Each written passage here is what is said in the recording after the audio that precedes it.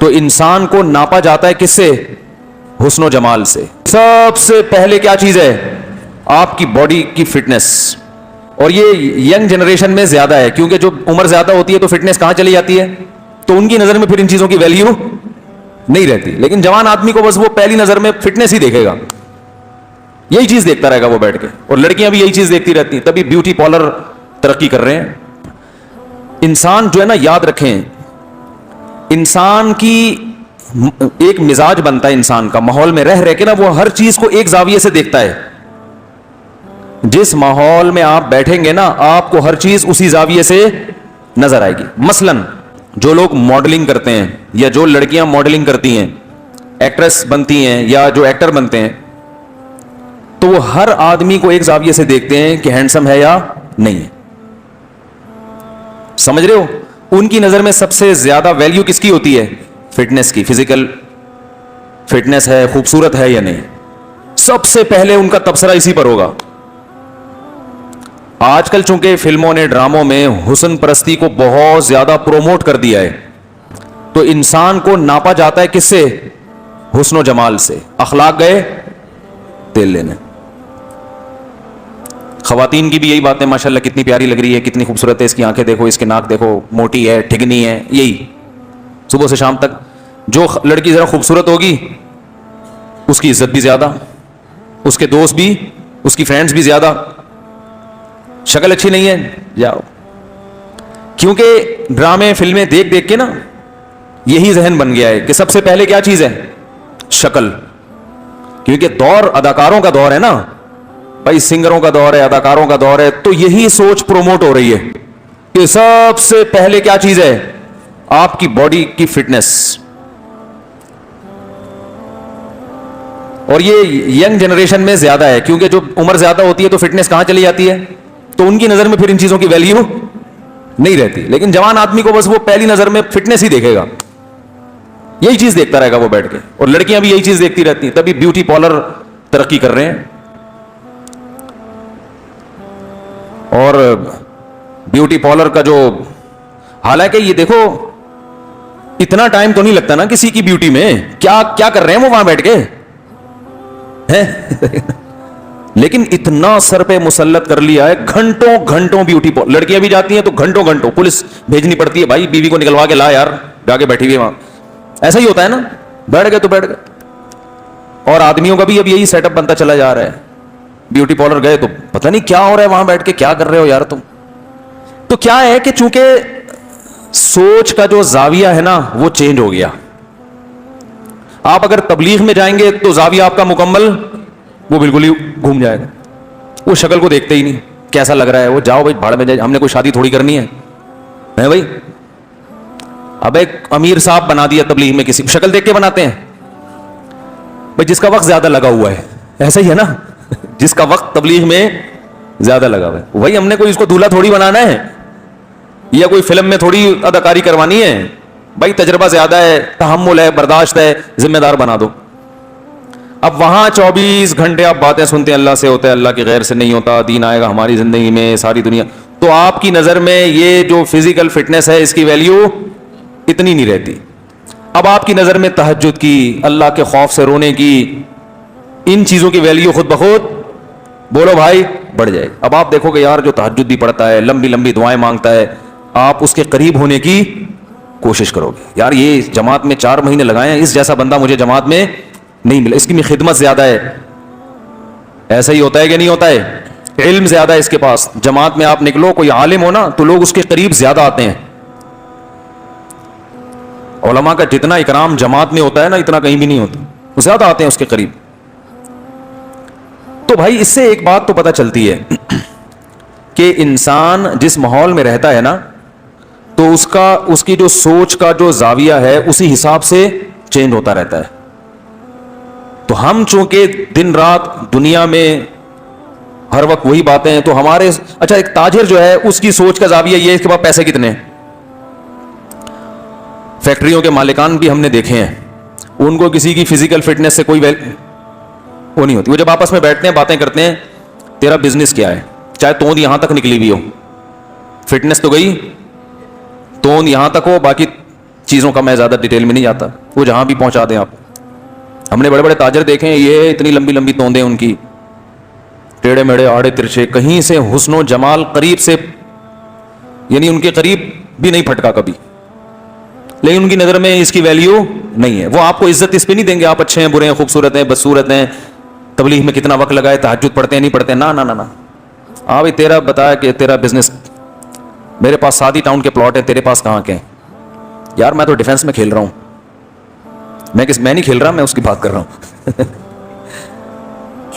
تو تیرے پاس اتنا سرمایہ, تیری اتنی ٹرانزیکشن ہے بینک. اچھا بینک والوں کی نظر میں اس کی ویلیو ہے کہ آپ کی ٹرانزیکشن کتنی. آپ بینک جاؤ, بہت خوبصورت ہو آپ, نور برس رہا ہے, چائے کا نہیں پوچھے گا آپ کو, پوچھے گا اس پہ ہے کہ آپ کو چائے پلائیں, وہ بولے گا یار اس کے اکاؤنٹ میں پیسے کتنے ہیں. اربوں روپے کی ٹرانزیکشن ہوتی ہے, کروڑوں کی ہوتی ہے, تو آپ کو فون کر کے کہے گا سر میں خود آ رہا ہوں آپ کے پاس, آپ کو یہاں آنے کی ضرورت, بولو بھائی نہیں.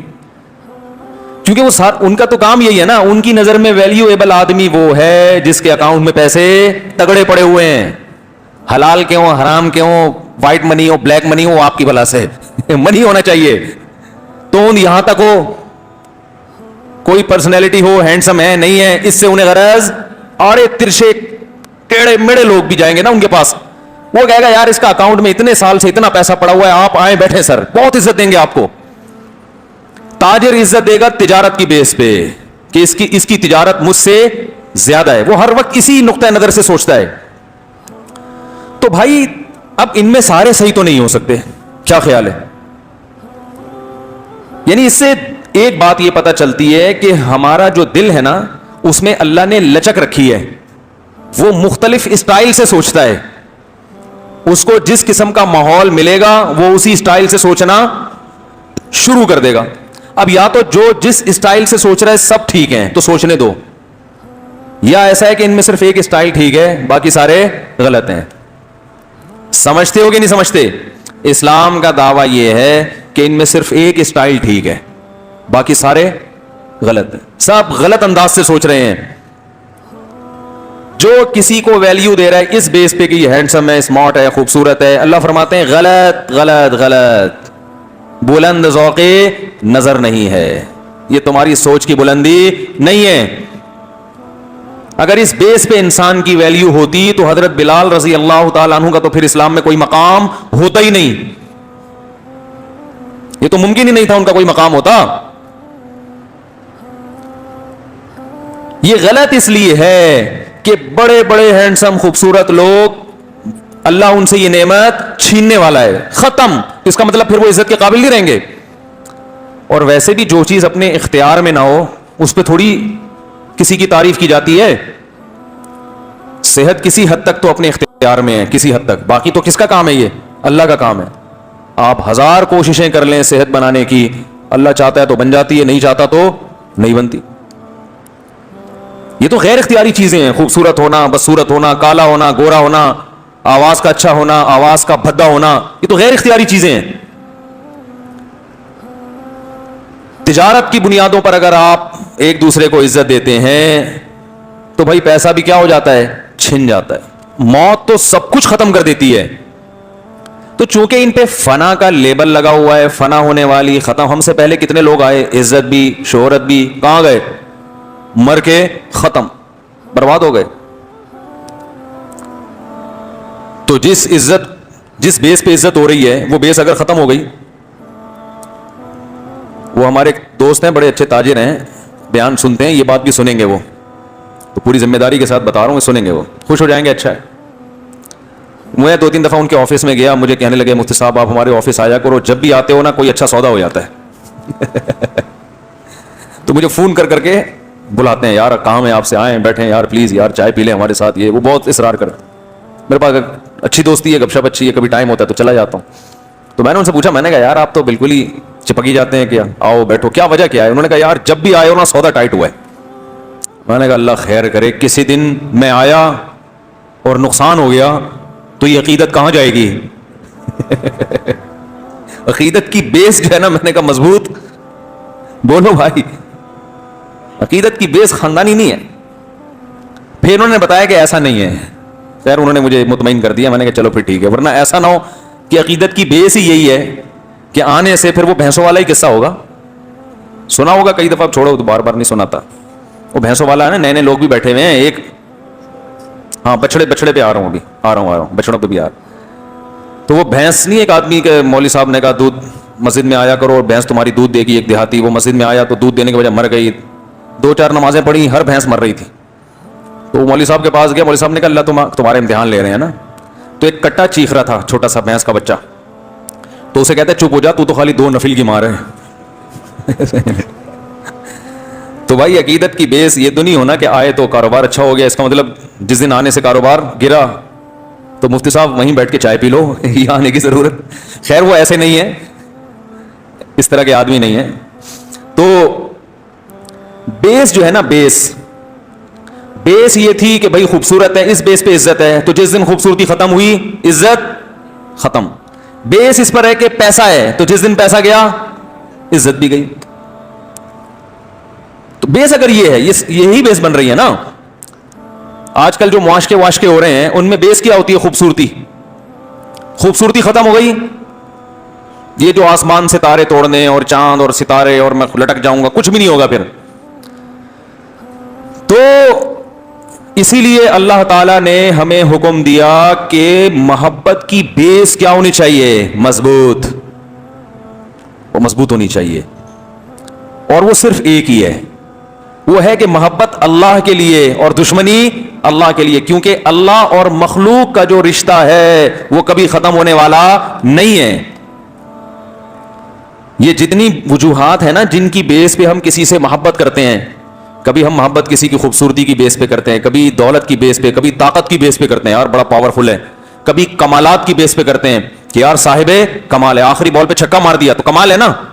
او بھائی میاں داد نے آخری بال پہ شارجہ کپ میں چھکا مارا تھا تو جاوید میاں داد کو لوگ کندھے پہ اٹھا رہے تھے. کیا خوبصورتی کی بیس پہ اٹھا رہے تھے ہے بھائی, یا پیسے کی بیس پہ؟ کمال, یار لاسٹ بال پہ چھکا مارنا آسان کام نہیں. کمال کہتے ہیں ایسا کام جو کوئی نہ کر سکے, اور آپ نے کر کے دکھا دیا. تو ان کمالات, تو اللہ کے کمالات سب سے زیادہ. کیسے انڈے سے چوزا نکالتا ہے بھائی, یہ آخری بال پہ چھکا مارنا کچھ بھی نہیں ہے. ایک انڈے کو توڑ کے دیکھو, زردی سفیدی, مرغی کو اس پہ بٹھا دیا ہے بھائی. مرغی کو بتایا کیسے سمجھ میں آیا کہ مجھے اس انڈوں پہ بیٹھنا ہے؟ اس نے کسی یونیورسٹی میں پڑھا ہے؟ انڈوں کی حفاظت بھی کرتی ہے, بیٹھتی بھی ہے, ان کو گھماتی بھی ہے.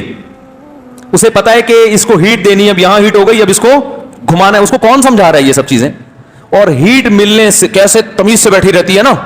اتنی تمیز سے مرغی انڈوں پہ بیٹھتی ہے کہ اتنی تمیز سے اگر نمازی امام کے انتظار میں بیٹھے تو جنتی بن جائیں. صحیح بتا, نمازی اتنے اطمینان سے مسجد میں نہیں بیٹھ, پیچھے مڑ کے دیکھ رہے ہوتے ہیں. مرغی سے سبق سیکھو بھائی,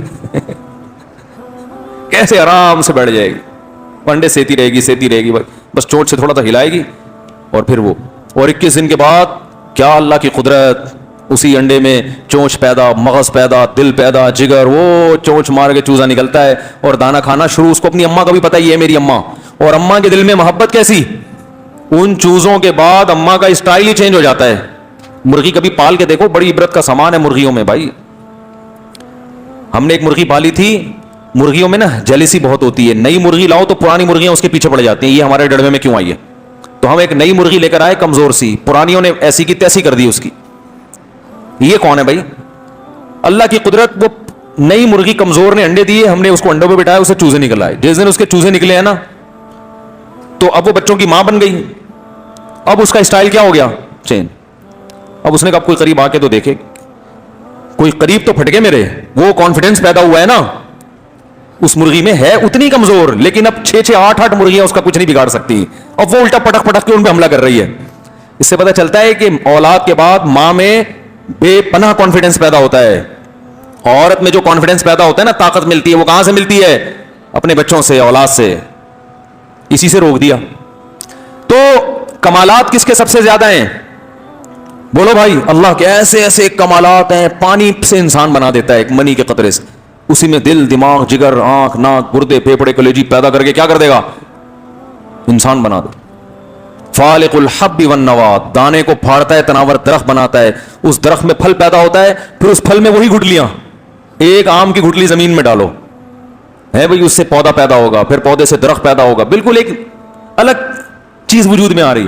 پھر وہ درخت بڑا ہوگا, اس میں بھور لگے گا, اس میں پھول پیدا ہوگا, پھر اس میں پھل پیدا ہوگا, پھر وہ بڑا ہوگا, پکے گا, سینکڑوں ہزاروں آم پیدا ہوں گے, ان سینکڑوں ہزاروں میں سے ہر ایک میں وہ گٹلی ہوگی جو آپ نے زمین میں دفن کی تھی. او بھائی ایسے کمالات کسی کے نہیں ہیں, اور یہ کمالات ختم ہونے والے نہیں ہیں. جاوید میاں نے ایک چھکا مارا تھا, اس کے بعد دوبارہ دوسرے ایسے چھکے کی توفیق نہیں ملی. کیا خیال ہے بھائی؟ اور اب محترم کی عمر بھی اتنی ہو چکی ہے کہ اب چھکے چوکے نہیں مارے جا سکتے. صحت خراب. اسپیڈ اختر, بھائی شعیب اختر کا عرف کیا ہے؟ اسپیڈ اختر. اسپیڈ اختر کی جتنی اسپیڈ تھی اب ہے, اب تو سنا ہے چلنے پھرنے سے بھی سنا ہے واللہ عالم. بھائی اسپیڈ اختر کی جو اسپیڈ تھی اب وہ اسپیڈ باقی ہے؟ نہیں بھائی اب باقی نہیں ہے. اب محترم شعیب اختر سے اگر کہا جائے کہ حضرت آپ اسی اسٹائل کے ساتھ بالنگ کرائیں جس اسٹائل سے آپ ماضی میں کرایا کرتے تھے اور کلیپنگ ہوتی تھی اور لوگ اپریشیٹ کرتے تھے, کہیں بھائی میری ہڈیوں میں وہ دم نہیں رہا, اب میں اتنا دوڑوں گا تو کوئی پرزا دائیں بائیں ہو جائے گا, جس کو دوبارہ اپنی جگہ پہ لانا یہ کسی کے بس کی بات. ہمارے رشتے دار ہیں, اللہ ان کے میں برکت دے, تو کہنے لگے یار ایک عمر کے بعد آدمی ایکسرسائز کے قابل بھی نہیں رہتا. یہ واقعہ سنا رہے تھے. میں نے کہا خیریت کیا ہو گیا؟ کہہ رہے میں حج کرنے کے لیے گیا, اب اتنی عمر میں آپ حج کرنے جا رہے ہیں نا, 55-60 سال ایج ہوگی, تو رمل میں تھوڑا سا سینہ کرانا پڑتا ہے نا. کہہ رہے ہم تو آفس میں بیٹھ کے کام کرنے والے لوگ ہیں, زیادہ ہلنا جلنا ہمارا ہوتا نہیں ہے, تو پہلے چکر میں نے جب یوں کیا ہے تو ادھر سے کٹک کی آواز آئی اور یوں ہی رہ گیا میں. کہہ رہے ہیں وہ جو یوں ہوا ہوں بڑی مشکل سے ڈاکٹر اپنی پرانی پوزیشن پہ لے کر آئے ہیں, پتہ نہیں اتنا ڈینٹنگ پینٹنگ کا کام ہوا ہے نا اندر. اور کہہ رہے ہیں وہ درد ابھی تک بولتے کیوں نہیں گیا. تو بھائی یہ کمال انسان کے نا تھوڑے دنوں میں ختم. وہ ایک سنگر جو تھا نا جوانی میں بہت خوبصورت گایا کرتا تھا, بوڑھا ہو گیا تو بتیسی لگوانی پڑی. اب جب وہ گانا گاتا تو بتیسی نکل کے گر جاتی, پھر اٹھا کے بیچارہ لگاتا, پھر گاتا. ایک صاحب نے کہا یار گاتے رہو, یہ بار بار کیسٹ کیوں چینج کر رہے ہو؟ دانت نہیں رہتے, بولنے دانتوں کا بولنے میں بھی تو بڑا کردار ہے نا. تو اس لیے اللہ چاہتے ہیں کہ بھائی یہ ساری محبتیں ہونی چاہیے ایک لمیٹڈ, ایک حد ہوتی ہے اس کی, ختم ہونے والی چیزیں ہیں. اصل محبت کے قابل کون ہے؟ بولو بھائی اللہ. تو اب اللہ کی محبت کی سب سے زیادہ ویلیو ہے اللہ کی نظر میں, اور عقل بھی یہی کہتی ہے. تو اب اللہ اس محبت کو پیدا کرنے اور بڑھانے کے مختلف بہانے رکھے اللہ تعالیٰ نے کہ یہ مجھے بھولتے رہیں گے, ان کو یاد دلاتے رہو. دیکھو جو کام کنٹینیو کیا جاتا ہے نا وہ عادت بن جاتا ہے. وہ کیا بن جاتا ہے؟ عادت. پھر اس انسان کے جذبات ٹھنڈے ہو جاتے ہیں, تو عادت سے ہٹ کے کچھ کام کروانے پڑتے ہیں. اللہ نے ہمیں حکم دیا پورے سال نماز پڑھو پابندی کے ساتھ, ہم پڑھ رہے ہیں پھر ہم بھول جاتے ہیں کہ ہم کیوں پڑھ رہے ہیں. ایک عادت پڑ گئی, صبح اٹھے مسجد میں آئے نماز پڑھی گھر چلے گئے, پھر ظہر میں آئے گھر چلے گئے. پھر جو نمازیوں کا ہوتا ہے نا وہ بھول جاتے ہیں وہ کہ ہم کیوں پڑھ رہے ہیں, کس کے لیے پڑھ رہے ہیں, وہ سمجھتے ہیں بس زندگی اسی طرح گزرے گی. تو اللہ تعالیٰ کچھ ایسی عبادتیں ہم سے کرواتے ہیں جو عام معمول سے ہٹ کرو, تو عجیب سی عبادت ہو وہ کہ بھئی یہ والا کام کرو. تو یہ احساس بیدار ہوتا ہے کہ بھئی ہم یہ کیوں کر رہے ہیں. احساس بیدار ہوتا ہے اس لیے کہ ہم مسلم ہیں, ہم کیا ہیں؟ مسلمان ہیں, اور اللہ نے ہمیں اس بات کا حکم دیا ہے. تو اللہ سے محبت بھی بڑھے گی, اللہ کے وجود کا احساس, اللہ کے ہونے کا احساس بھی بڑھے گا, اپنے مسلمان ہونے کا احساس بھی بڑھے گا. تو مسلمان بقرعید میں جو قربانی کرتا ہے یہ قربانی غیر مسلموں کی سمجھ میں نہیں آتی. یار یہ کیا ہو رہا ہے, کیا پاگل ہو گئے ہو, اتنے لاکھوں کروڑوں کے جانور لا کے کاٹ رہے ہو, کیا ہو گیا تمہیں, دماغ خراب ہو گیا؟ ہم کہتے وہ کہتے کیوں کر رہے ہو؟ کہتے ہیں بھائی کس کا حکم ہے؟ اللہ کا, اس لیے کر رہے ہیں. تو احساس بیدار ہوتا ہے نا. بچے پوچھتے ہیں یہ کیا ہے قربانی, کیوں گائے لے کر آ رہے ہیں؟ بھائی کس کا حکم ہے؟ اللہ کا.